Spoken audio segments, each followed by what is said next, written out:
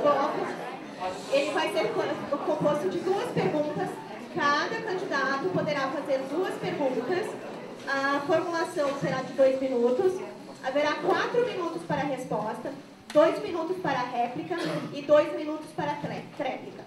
Como iniciamos no primeiro bloco com a professora Cláudia, vamos iniciar agora com a pergunta formulada pela Cláudia e a resposta pelo professor Marcelo. Beleza. É muito importante que, num período eleitoral, a gente perceba realmente a coerência dos candidatos e perceba a coerência das propostas que os candidatos trazem para a discussão da comunidade. Primeiro, que não existe professor que não queira ver as salas de aula funcionando bem, que não queira ver o seu campus funcionando bem. Isso é impossível. Então, a gente, às vezes, não resolve as coisas num passe de mágica. Mas eu queria resgatar uma coisa que me parece importante. Ontem, no debate em Rio Grande, e hoje também, professor, ao apresentar o seu currículo, o senhor não mencionou a sua passagem pelo Campus Canoas como diretor de ensino do Campus Canoas, que foi no ano de 2010, se eu não estou equivocado. O senhor foi diretor do Campus de Canoas e, diante das suas críticas que tem feito à atual gestão, propondo aí um instituto sem problemas, eu gostaria que o senhor me dissesse qual foi a sua contribuição para a real implantação do Campus Canoas, inclusive no que diz respeito às condições dos servidores que inicialmente foram obrigados a trabalhar numa sala na prefeitura por conta da determinação da diretora-geral do Campus Canoas.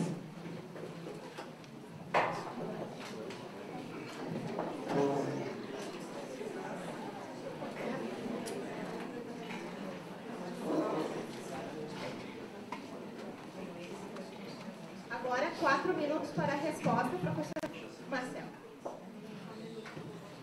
Muito bem. Fui diretor de ensino do Campus Canoas, acredito que durante 2 meses. Né, professor Cláudio? 2, 3 meses. 2 meses, exatamente. Acho que foi entre o final de 2009 e início de 2010. Talvez janeiro, fevereiro de 2010. Fevereiro de 2010. Muito obrigado. Estava bem no início a implantação do Campus Canoas, efetivamente. Alguma questão houve com o diretor de ensino anterior, que acabou sendo substituído. Não é da minha alçada qual foi a questão. E eu fui convidado para auxiliar. Convidado, inclusive, pela reitora, pela professora Cláudia. Participou também da conversa. Construímos durante 2 meses uma coisa muito importante. Construímos um plano de metas dos cursos que haveria, a necessidade de contratação de pessoal, a necessidade da contratação de equipamentos. Plano de metas que, inclusive, levava em consideração aspectos importantes, em termos de carga horária para os docentes. Quando fizemos o nosso planejamento de turmas, de cursos, levamos em consideração que, no futuro, um docente não poderia dar 24 horas aula. Isso foi importante. Foi um período curto. E por que foi um período curto? Foi um período curto porque logo houve os concursos e logo houve transferência de docente para o campus Canoas. Professor Adão e professor Cláudio vieram para o campus Canoas. Não havia necessidade mais de ter um diretor de ensino interventor fazendo planejamento. Já havia pelo menos 2 docentes lotados no campus. Portanto, não há necessidade de permanência. Essa é a minha visão. Essa é a visão que todos deveriam ter, na verdade. Por que ter uma pessoa de Porto Alegre fazendo planejamento, se já há outras pessoas que podem fazer? Então, essa é a resposta. Eu não tenho nenhum problema de ter ficado 2 ou 3 meses no Campus Canoas. O Campus Canoas tem problemas? Certamente tem problemas de instalação. Não tenho dúvida. Inclusive, quando a professora Janete foi escolhida para ser diretora-geral do Campus Canoas, como docente da rede federal, critiquei com outros colegas a escolha do Sr. Janete. O que uma estrangeira estava fazendo aqui? Não tenho nenhum constrangimento de dizer isso. Critiquei. O que a gente vê ao final dos 2 anos e meio? Os campi, cujo diretor foram indicados pela reitora, não fizeram obra, não terminaram suas obras. As pessoas estão estudando todas em prédios provisórios. O campus cuja diretora se diz que é um cargo de escolha do MEC, conseguiu realizar alguma coisa. Essa é a visão que a gente percebe. É isso que se nota. Agora, no dia 29 de junho, quando eu for eleito, após o dia da minha eleição, esse campus vai ter a oportunidade de eleger o seu diretor, mesmo que a professora Janete seja atualmente uma amiga e mesmo que a professora Janete atualmente me acompanhe na luta pela eleição. Porque eu não vou fazer uma combinação com o diretor que me apoia. Não há promessa de cargo. É assim que eu trabalho. E a minha saída se deveu a isso, porque havia um quadro docente que já poderia começar a trabalhar.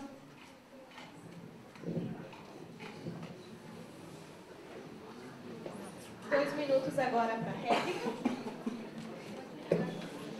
Tá bom, tá jóia.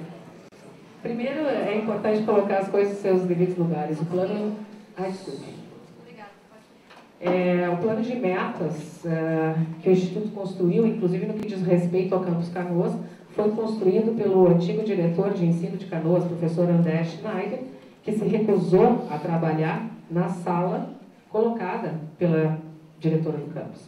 Segundo, eu queria dizer que é interessante essa questão das eleições, inclusive porque nós já realizamos as eleições, nós já fizemos isso nos campos de implantação. Ibirubá e Farroupilha são exemplos disso. Quer dizer, é interessante que as propostas que se diz que estão sendo incorporadas para nosso discurso, na realidade estão sendo pegas as nossas propostas que nós estamos fazendo para incorporar ao discurso do candidato. Segundo, dizer que nós sempre estivemos abertos a críticas e sugestões, e que se havia problemas no Campus Canoas, já naquele momento, isso era importante ter levado para nós. Em nenhum momento nós nos furtamos a discutir os problemas que existiam no Campus Canoas. E, às vezes, é muito fácil a gente apontar os culpados e não assumir as responsabilidades pelos equívocos. Ontem, em Rio Grande, eu dizia para o professor Marcelo que eu assumo, sim, como reitora, os equívocos que aconteceram na minha gestão. O mais importante é ter humildade suficiente para reconhecer que houve, sim, problemas e que nós vamos corrigir. Esse é o caminho de uma gestão democrática. Esse é o caminho de uma gestão participativa. E que bom, nós sempre trabalhamos para criar alternativas de solução. E que eu gostaria muito que o professor Marcelo conhecesse bastante a realidade das obras em andamento do Instituto. Todas elas tiveram problemas de implantação, não por culpa da reitoria, sim por culpa do MEC, que indicou a diretora-geral para esse campus. Não é uma indicação da reitora. 2 minutos para a série.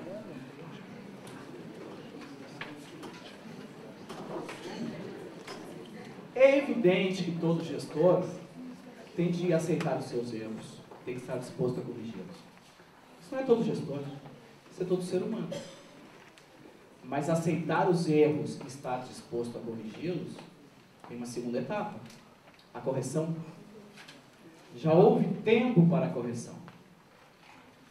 Quando se identifica uma pró-reitoria com problema, se corrige a pró-reitoria, não se mantém a pró-reitoria.